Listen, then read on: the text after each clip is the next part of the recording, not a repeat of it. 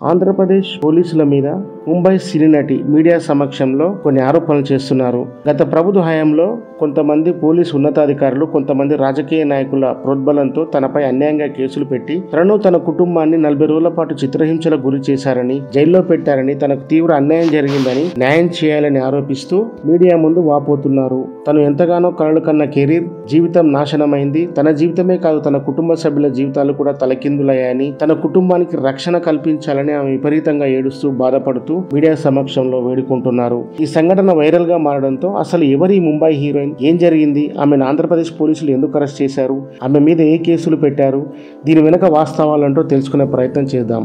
వాస్తవాలు తెలుసుకునే ముందు ఈ ముంబై హీరోయిన్ గురించి మీడియా 2 విభాగాలుగా విడిపోయి ఈమెకు మద్దతుగా ఒక మీడియా నిలిస్తే ఈమెకు వ్యతిరేకంగా ఒక మీడియా వార్తలు రాస్తుంది. కానీ ఈ విషయంలో కొన్ని సందేహాలు ఉన్నాయి. అవి ఏంటంటే, చంద్రబాబు ప్రభుత్వం అధికారంలోకి వచ్చిన తర్వాత వైసీపీ ప్రభుత్వంలో పనిచేస్తున్న అధికారుల మీద కక్ష తీర్చుకోవడానికి ఈ హీరోయిన్ డ్రామా తెరపైకి తీసుకొచ్చారని వైసీపీ మీడియా అంటుంది. ఇందులో సందేహం ఏంటంటే, కక్ష తీర్చుకోవడానికి ఒక మహిళను, వారి కుటుంబాన్ని రోడ్డు మీదకి తీసుకొచ్చి ఇంటర్వ్యూలో ఇలా చెప్పు, ఇలా ఏడువు, ఇలా హింసించారని చెప్పు అంటే ఎవరైనా చెప్తారా? ఒక రాజకీయ నాయకులతో, పెద్ద పెద్ద అధికారులతో ఎవరైనా పెట్టుకోగలుగుతారా? అలా పెట్టుకునే శక్తి ఆమెకు ఉంటే ఇంతకుముందే ఆమె పెట్టుకునేది. రేపు ఆ ప్రభుత్వం ఒకవేళ మళ్ళీ వస్తే వీళ్ళ పరిస్థితి ఏంటి? ఇట్లాంటి సందేహాల మధ్య ఒక మహిళ సిగ్గు విడిచి తన మానాన్ని, అభిమానాన్ని పణంగా పెట్టి తనకు నిజంగా అన్యాయం జరగకపోతే మీడియా ముందుకు వచ్చి మాట్లాడతారా? ఇంకో సందేహం, ఎక్కడో ముంబైలో ఉన్న ఒక హీరోయిన్, ఒక మహిళ కృష్ణా జిల్లాను జగ్గయ్యపేటలో ఒక వైసీపీ మాజీ జడ్పీ చైర్మన్ కుమారుడైన కుక్కల విద్యాసాగర్ రావు భూమిని లాక్కునే ప్రయత్నం చేస్తుందా? దొంగ సంతకాలు పెట్టి ఆ భూమిని కొనుగోలు చేసే శక్తి ఆ అమ్మాయికి ఉందా? ఇది అసలు నమ్మడానికి వీలవుతుందా? మళ్ళీ అది 2019లో జరిగితే 2024 ఫిబ్రవరిలో కేసు పెట్టాడు. ఇది కూడా ఒక డౌటే. ఇన్ని రోజులు ఆలస్యం కావడానికి కారణం ఏంటో తెలియదు. భారతదేశంలో న్యాయం కోసం ఎన్ని రోజులు వెయిట్ చేయాలనేది అందరికి తెలిసిందే. అలాంటిది ఈయన ఫిబ్రవరి 2, 2024లో ఫిర్యాదు చేస్తే 24 గంటల్లోపు విమానంలో వెళ్ళి ఆ హీరోయిన్ని, వారి కుటుంబాన్ని అరెస్ట్ చేసి వాళ్ళ లాయర్తో మాట్లాడకుండా వారి దగ్గరున్న వస్తువులన్నీ లాక్కొని ఇబ్రహీంపట్నం కృష్ణా జిల్లాలోని పోలీస్ స్టేషన్కి తీసుకొచ్చారు. ఇంత స్పీడ్గా స్పందించారంటే ఇదైతే మామూలు విషయం కానే కాదు. ఎందుకంటే అత్యాచారం, మర్డర్ కేసు, దేశద్రోహం లాంటి కేసుల్లో కూడా ఇంత స్పీడ్గా పోలీసుల యాక్షన్ ఉండదు. అలాంటిది 24 గంటల్లోనే వారిని ఇక్కడికి తీసుకొచ్చారంటే దీని వెనుక ఎలాంటి మతలబు ఉందో ఈజీగా అర్థం చేసుకోవచ్చు. ఇంకో సందేహం, వైసీపీ మీడియా చెప్తున్నట్టుగా ఆమె పెద్ద పెద్ద వ్యాపారస్తులను లక్ష్యంగా చేసుకొని డబ్బులు వసూలు చేస్తుందని అంటున్నారు. వాస్తవంగా ఆమె నేపథ్యం, ఆమె కుటుంబ నేపథ్యాన్ని పరిశీలిస్తే వారు ఆర్థికంగా బాగానే ఉన్నారు. హీరోయిన్ కూడా MBBS డాక్టర్, మంచి విద్యావంతురాలు, కళాకారిణి. ఆమె డబ్బుల కోసం అలాంటి పనులు చేస్తుందంటే కూడా నమ్మడానికి అవకాశం లేదు. ఎందుకంటే వారి నేపథ్యం గురించి ఒకసారి ఆరా తీస్తే, ఈ ముంబై నటి జత్వాని స్వస్థలం గుజరాత్లోని అహ్మదాబాద్. వీళ్ళమ్మ రిజర్వ్ బ్యాంకులో ఉన్నతాధికారి, వీరి నాన్న భారత్ నేవీలో అధికారి. ఉద్యోగరీత్యా బదిలీలో భాగంగా ముంబైకి ట్రాన్స్ఫర్ అవడంతో ముంబైలో స్థిరపడ్డారు. హీరోయిన్ తల్లిదండ్రులు ఉన్నత విద్యావంతులు కావడంతో వారి కూతుర్ని ఒక లక్ష్యంతోనే పెంచారు, డాక్టర్ చదివించారు. ఆమె రీసెర్చ్ స్కాలర్గా పనిచేశారు. ఆమె రాసిన థీసిస్ ఇంటర్నేషనల్ లెవెల్లో సబ్మిట్ చేయడం జరిగింది. చిన్నప్పటి నుంచి భరతనాట్యం, వెస్టర్న్ డ్యాన్స్, మోడలింగ్ చేయించారు. ఆమె మిస్ గుజరాత్గా కూడా ఎంపికయ్యారు. చిన్నప్పటి నుంచి మోడలింగ్, డ్యాన్సులు ఇష్టం ఉండడంతో ఆమె సినిమా రంగం వైపు ఆసక్తి చూపెట్టింది. సినిమాలు, వెబ్ సిరీస్ చేస్తూ ఈమె మల్టీ టాలెంట్గా ఉన్న వ్యక్తిగా ప్రచారంలోకి వచ్చింది. మనిషి అందంగా ఉండడం, తనకి ఎన్ని రకాలుగా టాలెంట్ ఉండడంతో తన పరిస్థితి, తన భవిష్యత్ గొప్పగానే ఉంటుందని ఊహించుకుంది. కానీ అన్నీ అనుకున్నట్టే జరిగితే జీవితం ఎలా అవుతుంది? ఇంత మంచి కుటుంబ నేపథ్యం చూస్తుంటే చాలా అందంగా ఉండాల్సిన ఆమె జీవితం ఇంత దారుణంగా కావడానికి ఎవరు కారణం? ఎంతో ఉన్నతంగా జీవించిన వారి తల్లిదండ్రులు 40 రోజులు దారుణంగా ఒక జైల్లో గడపాల్సిన పరిస్థితికి ఎవరు కారణం? అసలు దీని వెనక జరిగిందేంటి? ఆంధ్రప్రదేశ్ పోలీసులకు ఆమెకి ఏంటి సంబంధం అనే విషయాల్ని తెలుసుకుంటే, ఈ సంవత్సరం ఫిబ్రవరి నెలలో వైసీపీ లీడర్ కుక్కల విద్యాసాగర్ రావు జగ్గయ్యపేటలో తన పేరున ఉన్న 5 ఎకరాల భూమిని ఈ ముంబై హీరోయిన్ అన్యాయంగా లాక్కుందని, తనకు తెలియకుండా 50 లక్షలకు తను కొన్నట్టుగా తన సంతకాలను ఫోర్జరీ చేసి చీటింగ్ చేసిందని ఎన్టీఆర్ జిల్లా ఇబ్రహీంపట్నం పోలీస్ స్టేషన్లో కేసు పెట్టాడు. అయితే 2019లో పరిచయం ఈమెతో జరిగిందని, ఇష్యూ కూడా అప్పుడే జరిగిందని విద్యాసాగర్ రావు తెలియజేశాడు. కానీ కంప్లైంట్లో ఇచ్చిన ముంబై హీరోయిన్ అడ్రస్ కూడా తప్పుగా ఉంది. ఎందుకంటే ముంబైలో ఇప్పుడు తను ఉంటున్న ఇల్లు 2020లో కొనుగోలు చేసింది. కానీ అతను 2019లో ఇష్యూ జరిగిందని వారి ఇంటి అడ్రస్ కూడా తప్పుగా పెట్టాడు. దీన్ని బట్టి కూడా అర్థం చేసుకోవచ్చు ఇది ఫేక్ కేసు అని. ఈ కేసు పెట్టిన వెంటనే అప్రమత్తమైన పోలీసులు కుక్కల విద్యాసాగర్ రావుకు జరిగిన అన్యాయం మామూలుది కాదు, ఇలాంటి అన్యాయం గతంలో ఎప్పుడూ జరగలేదు అని తీవ్రమైన కలత చెందిన పోలీసులు వెంటనే అతనికి న్యాయం చేయాలని హుటాహుటిన మరుసటి రోజే ఫిబ్రవరి 3వ తారీఖున ఐపీఎస్ విశాల్ గున్ని ఏసీపీ సిఐలతో 10 మందితో కూడిన బృందంతో కలిసి ముంబైలోని హీరోయిన్ ఇంటికి వెళ్లారు. సడన్ గా పోలీసులు రావడంతో ఆమెకేం అర్థం కాలేదు. ఏం జరిగిందని పోలీసులను అడిగే ప్రయత్నం చేసినా వారు వినిపించుకోలేదు, ఎలాంటి సమాధానము చెప్పలేదు. ఆమె దగ్గర ఉన్న సెల్ ఫోన్ను, ల్యాప్టాప్, ఇతర ఎలక్ట్రానిక్ గాడ్జెట్లు లాక్కొని కనీసం ఆమె లాయర్తో మాట్లాడే అవకాశం కూడా కల్పించకుండా ఆమె తల్లిదండ్రులను విజయవాడలోని గెస్ట్ హౌస్కు తీసుకొచ్చారు. ఒక లీడర్ ఎక్కడో ముంబైలో ఉన్న మహిళపై చీటింగ్ కేసు పెడితే మరుసటి రోజే 24 గంటలు గడవక ముందే విమానంలో వెళ్ళి మరీ అరెస్టు చేసి తీసుకురావడం అంటే ఆంధ్ర పోలీసులు న్యాయం కోసం ఎంత దూరమైనా విమానంలో వెళ్తామని నిరూపించిన ఈ గొప్ప సంఘటన నిజంగా గ్రేట్. కానీ నిజంగా ఎవరికి న్యాయం జరగడం కోసం వీరు ఇంత హుటాహుటిన అరెస్ట్ చేసి తీసుకురావడం జరిగింది అనేది ఒక పెద్ద సస్పెన్స్. ఎందుకంటే వీరిని అరెస్ట్ చేసి గెస్ట్ హౌస్లో పెట్టిన 6వ తారీఖు వరకు వీరిని వేరే కేసులో రాజీ పని అడగడం జరిగింది. దానికి స్పందించిన హీరోయిన్ కుటుంబ సభ్యులు మాకు అక్కడ అన్యాయం జరిగింది, మేము కాంప్రమైజ్ అవ్వమని తెగేసి తేల్చి చెప్పడంతో ఫిబ్రవరి 6వ తారీఖున మీ పైన ఇలా చీటింగ్ కేసు ఉంది, కుక్కల విద్యాసాగర్ రావు అనే వ్యక్తి మీ పైన కేసు పెట్టడం జరిగింది అని అప్పుడు ఇబ్రహీం పోలీస్ స్టేషన్కి తీసుకెళ్లి 40 రోజుల పాటు జైల్లో పెట్టి చిత్రహింసలు పెట్టారని ఆమె మీడియా ముందుకు వచ్చి ఏడుస్తూ చెప్తోంది. ముంబైలో ఉండే వారికి ఏపీ గురించి ఏం తెలియదు, వాళ్ళ లాయర్తో మాట్లాడే అవకాశం కూడా కల్పించలేకపోయారు, నానా ఇబ్బందులకు గురి చేశారు. నా కుటుంబానికి చెందిన 18 బ్యాంక్ అకౌంట్లను కూడా సీజ్ చేసి మమ్మల్ని ఆర్థికంగా నిస్సహాయులను చేసి అన్యాయం చేశారు.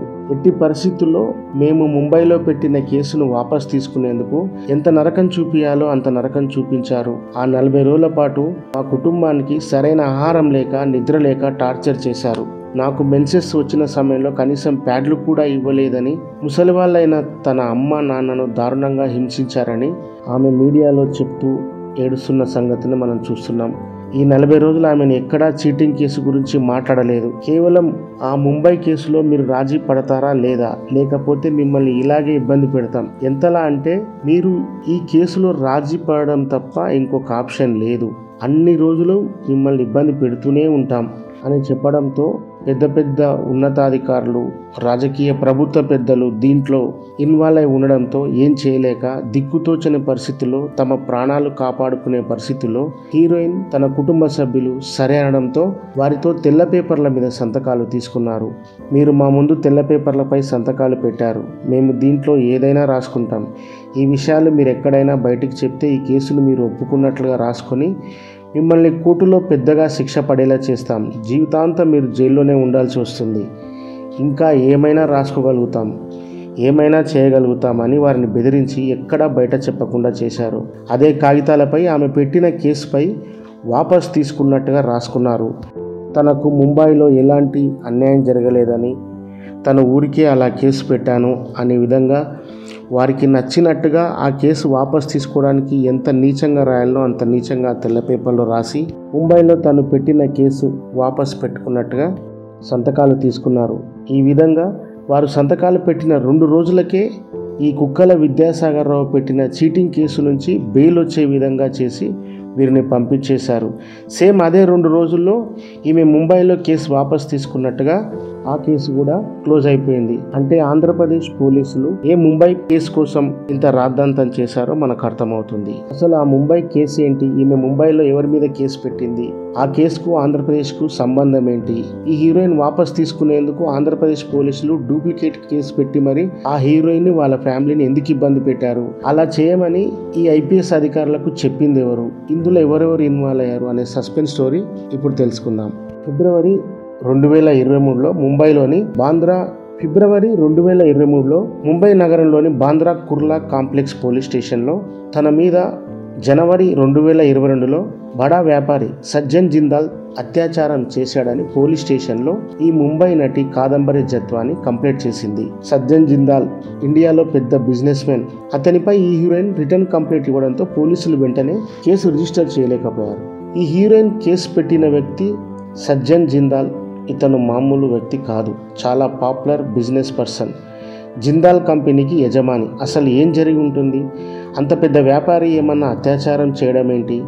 ఈ అమ్మాయి కేసు పెట్టడం ఏంటి? ఇంతకు నిజంగానే జరిగి ఉంటుందా అనే అనుమానాలు పోలీసులకు కలిగి ఉండొచ్చు.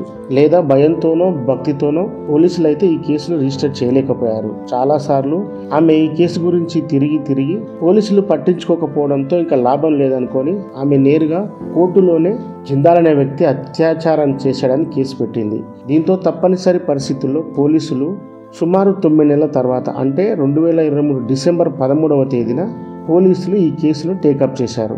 IPC 376, 354 సెక్షన్ల మీద కేసు బుక్ చేశారు. కోర్టు కేసును రిజిస్టర్ చేయమని పోలీసులకు చెప్పడంతో అప్పుడు ఈ విషయం బయటికి వచ్చి హిందుస్థాన్ టైమ్స్ పేపర్లో డిసెంబర్ 13, 2027న JSW group MD Sajjan Jindal పై అత్యాచారం వార్త రాయడం జరిగింది. అప్పుడు ఈ విషయం చాలా మందికి తెలిసింది.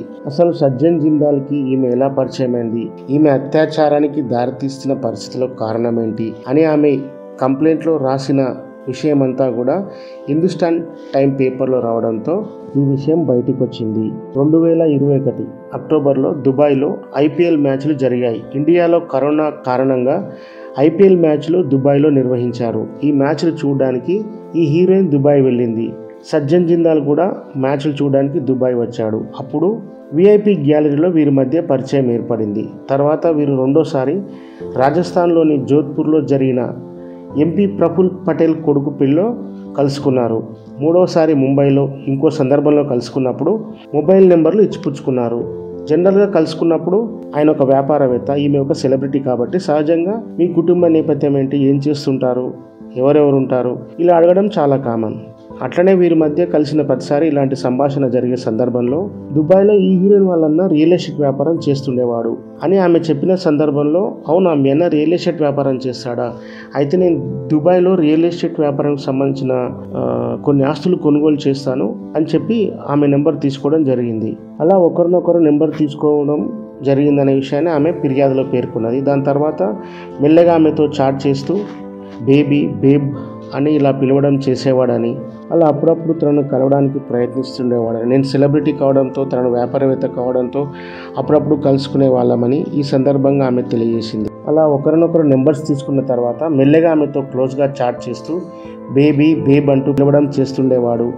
ఒకసారి ఒంటరిగా కలవాలని పిలిచి తన వైవాహిక జీవితం గురించి చెబుతూ, భార్యతో అంతగా సఖ్యతగా లేను, నువ్వంటే చాలా ఇష్టం, నువ్వు చాలా అందంగా ఉంటావు, నీలాంటి అందమైన భార్య ఉంటే బాగుండేదని ఆమెను దగ్గర తీసుకునే ప్రయత్నం చేస్తూ ముద్దు పెట్టుకోవడం, కౌగిలించుకోవడం లాంటి చర్యలు చేసేవాడని, తనతో సెక్స్ కావాలని ప్రయత్నించేవాడని, తనకి ఇబ్బందిగా ఉండడంతో తిరస్కరించేదాన్ని అని ఆమె ఫిర్యాదులో తెలిపింది.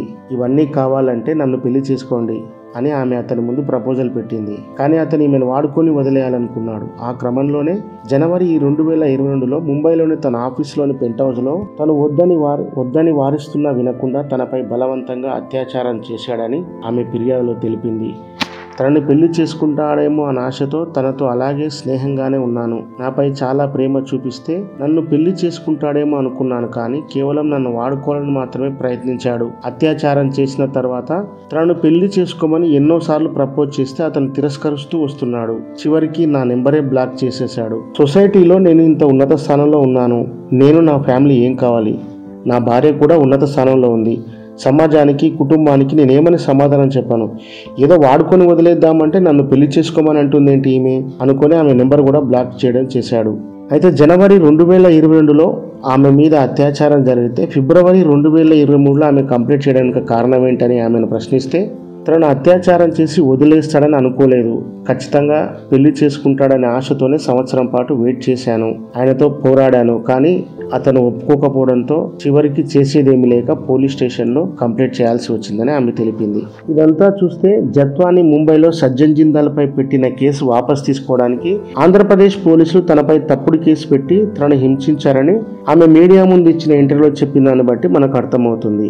అసలు ఈ రెండు కేసులకు సంబంధం ఏంటి? 15 ఫిబ్రవరి 2023లో కడప జిల్లా సున్నప్రాళ్లపల్లిలో అప్పటి సీఎం జగన్ తో కలిసి జేఎస్డబ్ల్యూ సంస్థ సజ్జన్ జిందాల్ 8,800 కోట్లతో స్టీల్ కంపెనీ స్థాపించేందుకు భూమి పూజ కార్యక్రమం చేపట్టారు. ఆ సందర్భంగా జిందాల్ మాట్లాడుతూ వైఎస్ఆర్ తనతో ఎంతో అనుబంధం ఉందని, బిజినెస్ కు సంబంధించిన మెలకువలు జగన్ కు నేర్పాలని వైఎస్ఆర్ అంటూ ఉండేవాడని, అప్పుడు జగన్ చిన్నవాడు, అలా బిజినెస్ లో మెలకువలు నేర్చుకోవడానికి మా ఆఫీస్ కు వచ్చేవాడని అన్నాడు. ఇది చూస్తే వారిద్దరి మధ్య ఎంత మంచి అనుబంధం ఉందో మనకు అర్థమవుతుంది. ఈ స్టోరీ అంతా చూస్తే సజ్జన్ జిందాల్ తనపై హీరోయిన్ అత్యాచారం పెట్టిన కేసు గురించి జగన్ తో చర్చించడం వల్ల ఆమె ఆ కేసు విత్డ్రా చేసుకునే విధంగా జగన్ నేను చూసుకుంటానని చెప్పి కుక్కల విద్యాసాగర్ రావుతో హీరోయిన్ పై చీటింగ్ కేసు పెట్టించి ఆంధ్రప్రదేశ్ కు తీసుకువచ్చి వారిని చిత్రహింసలు పెట్టి జిందాల్ పై పెట్టిన అత్యాచారం కేసును వాపస్ తీసుకునేటట్టుగా చేయడానికి ఆంధ్రప్రదేశ్ పోలీసులు ఈ కేసు పెట్టారనే వార్తలు మీడియాలో వినిపిస్తున్నాయి.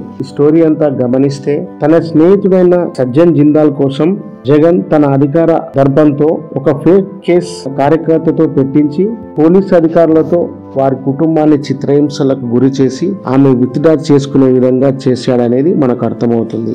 మీడియాలో వస్తున్న వార్తలు, రకరకాల యూట్యూబ్ లో వస్తున్న వార్తలు విని వాస్తవాలు ఏంటో జనాలే స్వయంగా గ్రహించాల్సిన పరిస్థితి ఏర్పడింది. ఎందుకంటే ఎవరికి అనుకూలంగా ఉన్నవారి పట్ల వారు నిజం వారి వైపే మాట్లాడుతున్నారు. కాబట్టి ఏది నిజమో, ఏది వాస్తవమో, ఏది అబద్ధమో తెలుసుకునే విచక్షణ, వివేకం ప్రజలకే ఉండాల్సిన పరిస్థితిలో ఉన్నాం. కాబట్టి ఈ వీడియో అంతా చూశాక, ఈ స్టోరీ విన్నాక నిజమేదో అబద్ధమేదో మీరే తెలుసుకోవాలని కోరుకుంటూ, ఈ వీడియో కనుక మీకు నచ్చినట్టయితే లైక్ చేయండి, షేర్ చేయండి, కామెంట్ చేయండి, సబ్స్క్రైబ్ చేయండి.